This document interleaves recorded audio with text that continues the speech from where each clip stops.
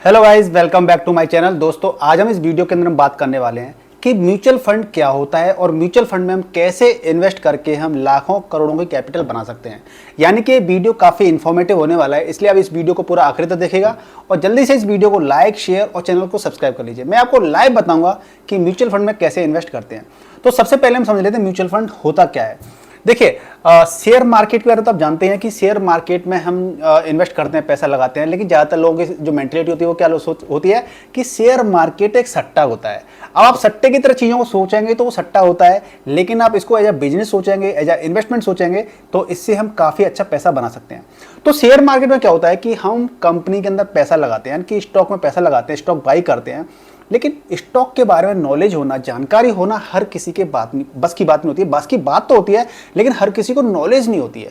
Knowledge ना होने की वजह से क्या होता है कि हमें किस कंपनी के अंदर पैसा लगाना है, किस कंपनी के अंदर पैसा नहीं लगाना है, ये सारी चीज़ों के बारे में डाउट रहता है, कन्फ्यूजन रहता है। या तो आप चीज़ों को सीखिए, या और आपको सीखने के बाद में क्या करना पड़ेगा, आपको रेगुलर टाइम देना पड़ेगा कि हमें किस स्टॉक के अंदर पैसा लगाना है, किस स्टॉक के अंदर पैसा नहीं लगाना है। तो इसका एक ऑल्टरनेटिव क्या आया कि हम जो लोगों को नॉलेज नहीं होती है, जिनको इन्फॉर्मेशन नहीं होती है, वो पैसा कैसे लगाएं शेयर मार्केट के अंदर।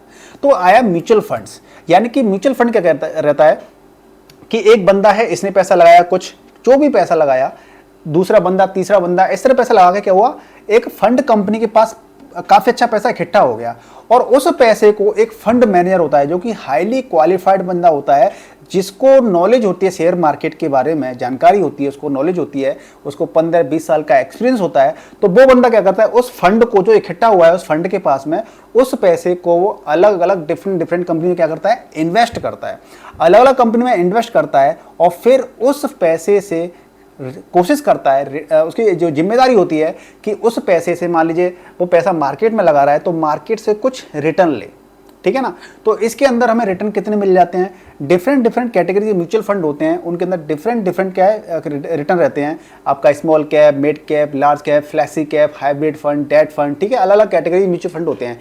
तो क्या करता है फंड मैनेजर, उस पैसे को डिफरेंट अलग अलग कंपनी से पैसा लगाता है। अब अलग अलग कंपनी पैसा लगाने का फायदा क्या होता है, मान लीजिए किसी एक ही कंपनी के अंदर पैसा लगा दिया, म्यूचुअल फंड जो फंड मैनेजर होता है उसने लगा दिया, अगर उस कंपनी ने प्रॉफिट कमा के दे दिया तो ठीक है, अच्छी बात है, हमें भी काफी अच्छा प्रॉफिट मिल जाएगा। लेकिन अगर वही एक कंपनी पैसा लगाया और वो कंपनी डूब गई तो सारा पैसा डूब जाएगा ना। इसलिए क्या करता है फंड मैनेजर, डिफरेंट कंपनी से पैसा लगाता है और इंश्योर करता है कि भाई हमें यहां से रिटर्न प्रॉपर तरीके से मिल जाए, ठीक है। तो अलग अलग कंपनी पैसा, मान लीजिए 50 कंपनियों में पैसा लगा दिया, तो 50 कंपनियों में पैसा लगा दिया, इसका मतलब ये है कि ये तो है नहीं है कि भाई आपका पैसा सारा डूब जाएगा, राइट। आपका पैसा सारा डूब जाएगा, यानी कि सारी कंपनियां लॉस में चली जाएंगी, कुछ कंपनियां बंद भी हो सकती हैं, किसी को लॉस हो जाएगा, कुछ कंपनियां प्रॉफिट भी देंगी। तो ओवरऑल क्या रहता है, हमें प्रॉफिट मिल जाता है। तो इसके अंदर हम म्यूचुअल फंड के अंदर बात करें तो इंडेक्स फंड क्या रहते हैं, सबसे सेफ फंड माने जाते हैं। उनके अंदर भी हमें कम से कम 12 से 13% का रिटर्न मिल जाता है, कंपाउंडेड रिटर्न मिलता है, यानी कि चक्रवृद्धि ब्याज मिलती है, जिससे कि हमारा पैसा ग्रो होता है। तो अब म्यूचुअल फंड क्या होता है वो आप सीख गए। अब म्यूचुअल फंड में कितना हमें परसेंटेज मिल जाता है, कितना हमें ग्रोथ मिलती है, अभी हम म्यूचुअल फंड पे बताते हैं। तो आपको लाइव बताऊंगा मैं इस मोबाइल पर। तो मोबाइल पर सबसे पहले तो मैं एक ऐप ओपन कर लेता हूं, जिसके अंदर मैं आपको बताने का प्रयास करूंगा। तो मैंने अप स्टॉक ओपन कर ली है और मैं यहाँ पे क्या करूंगा, एक सेकेंड, राइट, मैं लॉगिन कर लेता हूं जरा और स्क्रीन को रिकॉर्डिंग पर लगा देता हूं। अब देखिए, मैंने स्क्रीन को रिकॉर्डिंग पे लगा दिया है, हमने अप स्टॉक को ओपन कर लिया है। अप स्टॉक बेसिकली ऐप है, अगर आप भी इन्वेस्टमेंट करना चाहते हैं म्यूचुअल फंड के जरिए तो आपको वीडियो के डिस्क्रिप्शन में अप स्टॉक का लिंक मिलेगा, उस पर आपको क्या करना है, क्लिक करना है लिंक पर, और अपना KYC कंप्लीट करने के बाद में आप भी क्या करेंगे, इन्वेस्टमेंट करना स्टार्ट कर सकते हैं। तो आपको इसके अंदर क्या दिखेगा, आप यहाँ पे देखेंगे इस ऐप के अंदर, यहाँ पे आपका होम आ रहा है, स्टॉक आ रहे हैं, म्यूचुअल फंड्स आ रहा है, ठीक है। तो आपको क्या करना है, इस म्यूचुअल फंड पे आपको क्लिक करना है। इस सेक्शन पे आप जब क्लिक कर दोगे तो देखिए यहाँ पे क्या आएगा, इस पे हम म्यूचुअल फंड को एक एग्जांपल के लिए समझ लेते हैं। म्यूचुअल फंड, तो हम कोई एक स्मॉल कैप कैटेगरी का म्यूचुअल फंड ओपन कर लेते हैं, जैसे कि HDFC स्मॉल कैप फंड।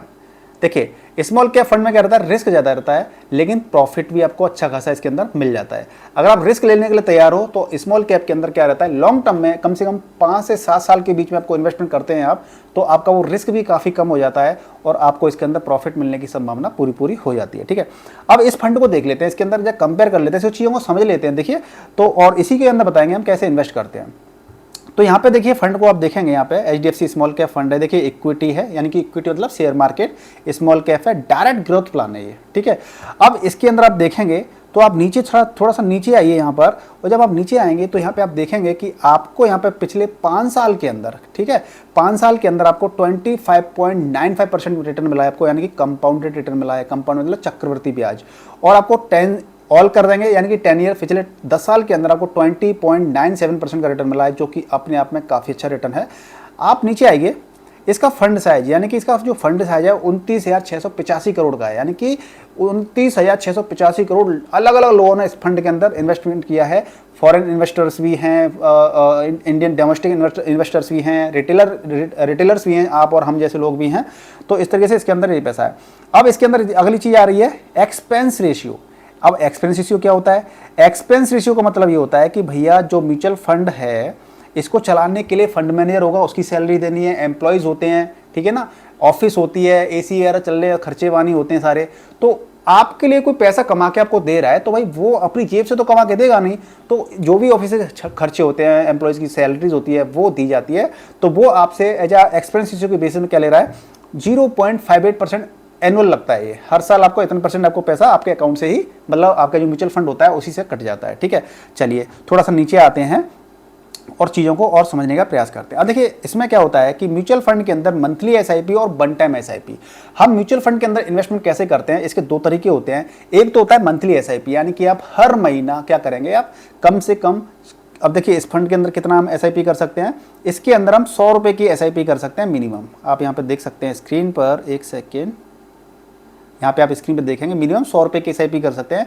यानी कि इसका मतलब ये होता है कि आप हर महीने 100 रुपये का मिनिमम इन्वेस्टमेंट कर सकते हैं, और 500 रुपये से स्टार्ट कर सकते हैं, 1000 रुपये हर महीने स्टार्ट कर सकते हैं, 5000 10,000 हर महीने स्टार्ट आप कर सकते हैं। तो वो आपका हो गया मंथली इन्वेस्टमेंट। वन टाइम या लमसम का मतलब ये होता है कि भाई आज आपके पास 5,000 रुपये हैं तो 5,000 इन्वेस्ट कर दीजिए, 10,000 है तो 10,000 इन्वेस्ट कर दीजिए। कल को आपके पास अगर 50,000 है तो 50,000 इन्वेस्ट कर दीजिए। 2-3 महीने बाद आपके पास 1 लाख आ जाए तो 1 लाख इन्वेस्ट कर दीजिए। तो इस तरीके से आप डिफरेंट अमाउंट आप इन्वेस्ट कर सकते हैं शेयर मार्केट के अंदर। अब हम देख लेते हैं कि मंथली SIP से हमारी कैपिटल कितनी हो जाएगी। मान लीजिए आप 1,000 रुपये हर महीने इन्वेस्ट करते हैं, कितना, 1,000 रुपये हर महीने इन्वेस्ट करते हैं, तो आप देखेंगे 3 साल के अंदर लगातार 30 साल तक, कितना, 3 साल तक आप 1,000 रुपये हर महीने इन्वेस्ट करते हैं, तो आपके जो पैसे हो जाएंगे वो कितने हो जाएंगे, जरा यहाँ पे देख लेते हैं। दिस फंड, यानी कि इस फंड में अगर पैसा लगाया होता तो आपका यहाँ पे 59,700 रुपीज़ आपका हो गया होता। यानी कि आपने टोटल इन्वेस्टमेंट कितना कर दिया, 36,000 रुपये आपके 3 साल के अंदर गए, उस पर आपको 59,700 रुपीज़ आपको मिल जाएंगे। अगर ये चीज़ गोल्ड में की होती तो कितना पैसा मिल जाएगा, और FD में किया होता तो कितना पैसा आपको मिल जाएगा। इसमें ये दिखा रहा है 3 साल के अंदर। अब इसी चीज़ को 5 साल कर देंगे तो 5 साल में आप देख सकते हैं कि वो आपके 60,000 रुपये इन्वेस्ट हुए टोटल, और आपको 1,23,000 की आपकी क्या होगी, वेल्थ हो गई। गोल्ड में कितनी हो जाएगी और FD के अंदर कितनी हो जाएगी।